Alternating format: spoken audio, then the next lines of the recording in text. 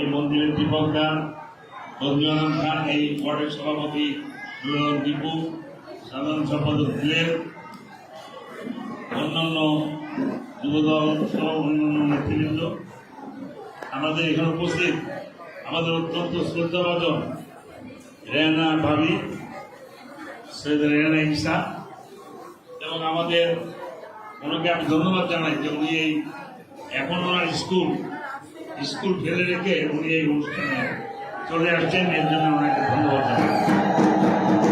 উপস্থিত এখানে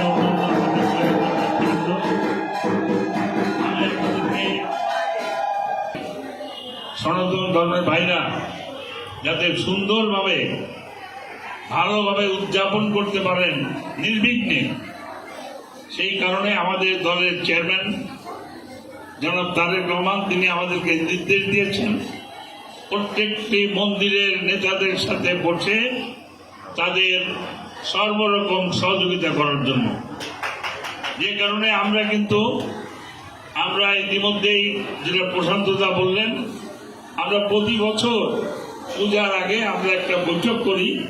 এবারও আমরা বৈঠক করেছি খুলনা শহরে 120টা মণ্ডপ, এই 120টা মণ্ডপের সভাপতি সাধারণ সম্পাদকদের নিয়ে আমরা একটি সভা ওয়েস্ট ইন্ডিয়ান হোটেলে করেছি।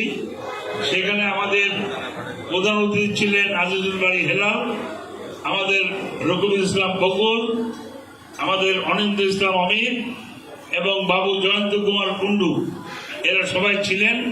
এখানে প্রশান্ত দাস সহ পূজা উদযাপন পরিষদ এবং এর পাশে একটু আগে যিনি ছিলেন পূজা উদযাপন ফ্রন্ট ডাক্তার প্রদীপ দেবনাথ সহ তার দলের সকল লোকাল নেতারা ছিলেন। আমরা একটি কথা পরিষ্কারভাবে বলেছি, বাংলাদেশ সবার। আমি যেমন এই দেশে জন্মগ্রহণ করেছি, আপনিও একইভাবে এই দেশে জন্মগ্রহণ করেছেন। আমার যেমন অধিকার আছে এদেশে সকল সুযোগ সুবিধা পাওয়ার, শান্তিতে বসবাস করার, ব্যবসা বাণিজ্য করার, ঠিক একইভাবে আপনারও একই অধিকার আছে। এখানে কাউকে সংখ্যালঘু সংখ্যাগুরু বলার কোনো সুযোগ নাই। আমরা এই কথাটি আমাদের চেয়ারম্যান তারেক রহমান সাহেব বলেছেন, আমরা পরিষ্কারভাবে বলেছি আপনাদের এই শারদীয় উৎসবে অতীতে যেমন আমরা ছোটবেলার থেকেই এই দীপকদারের চিনি, ছোটবেলার থেকে আমরা এই মন্দিরে আসি। এখানে এসে আমার মনে হয় আমরা কেউই অমর্যাদা আমাদের হয় নাই কোনোদিন, বরঞ্চ আমরা আসছি এখানে পাপড় ভাজা খেয়েছি, আমরা অন্যান্য অনেক কিছু খেয়েছি, খেয়ে আমরা পূজার দিন, পূজার যে কয়দিন পূজা সে কয়দিন কিন্তু আমরা সবাই এখানে আনন্দ করেছি। যাই হোক, আমি আশা করব আমাদের ভারপ্রাপ্ত চেয়ারম্যান তারেক রহমান সাহেব যে কথা বলেছেন সেই কথার আলোকে এখানে এই ওয়ার্ড বিএনপির সকল নেতারা আছেন, ওনারা দীপকদের সাথে মন্দির কমিটির সাথে বসে, এই আমাদের লবির সাথে বসে ওনারা ঠিক করবেন ওনাদের দায়িত্ব কোন জায়গায়। ওনারা যদি মন্দির কমিটি বলে ওনারা মন্দিরের বাইরে থাকবেন, তাহলে ওনারা মন্দিরের বাইরেই থাকবেন। ওনারা যদি বলে যে না ভিতরে দু একজনকে দিতে হবে, তাহলে ওনারা সেই ব্যবস্থা করবেন। আমরা চাই নির্বিঘ্নে যাতে মানুষ যারা এই পূজায় আসবে, রাত বেরাত অনেক রাত পর্যন্ত, গভীর রাত পর্যন্ত মেয়েরা আসে, তারা এসে এই প্রতিমা দর্শন করে, এটা যেন কোনো লোক নির্বিঘ্নে করতে পারে, কোনো রকম অসুবিধা না হয়। যে কারণে আইন শৃঙ্খলা রক্ষাকারী বাহিনী তারা তাদের মতো ব্যবস্থা নিয়েছে।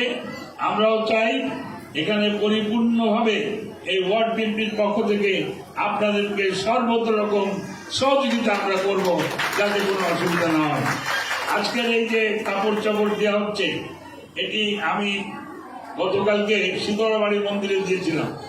তো শীতলাবাড়ি মন্দিরে সচিবদা যখন বললেন যে কাপড় দিতে হবে, তখন আমার মাথায় আসলো যে কেন দীপকদা কেন কয়লাঘাটে দিচ্ছেন না।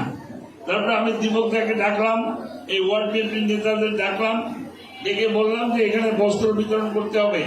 এবং আমার কাছে আমি জেনে খুশি হবেন যে ওনারা যে তালিকা করেছেন যাদেরকে আজকে দিবেন, তাদের ভিতরে কোনো ধর্মের রেখা ওনারা টানেন নাই, অর্থাৎ কে হিন্দু কে মুসলমান এটি দেখেন নাই। তারা দেখছেন যারা অসহায়, যারা দুস্থ, যারা কাপড় পাওয়ার যোগ্যতা রাখে, ওনারা তাদেরকেই কাপড় দিচ্ছেন, লুঙ্গি দিচ্ছেন, ফতুয়া দিচ্ছেন। আমি এই কারণে ওনাদেরকে ধন্যবাদ জানাই যে ওনারা যে উদারতার পরিচয় দিয়েছেন, যে সাম্প্রদায়িক সম্প্রীতির পরিচয় দিয়েছেন, এই সাম্প্রদায়িক সম্প্রীতি হাজার বছর ধরে এই বাংলাদেশের মানুষ লালন করে আসছে তাদের মনের মধ্যে। আমরা চাই আপনারা নির্বিঘ্নে পূজা করবেন, আপনাদের যত রকম সহযোগিতা লাগে আমরা করব। আপনাদের যে কোনো প্রয়োজনে, রাত হোক দিন হোক, যে কোনো সময় আপনারা ডাকবেন, আপনাদের পাশে আমাদের থাকবেন, আমরা থাকবো। আপনারা নির্বিঘ্নে পূজা করবেন, কোনো রকম কোনো সমস্যা হলে আমাদেরকে জানাবেন, আমরা আপনাদের পাশে থাকবো।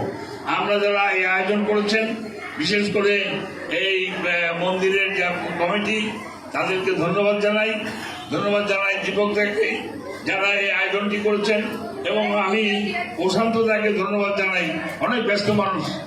আর আজকে ষষ্ঠী, এই ষষ্ঠীর দিনে যে প্রশান্ত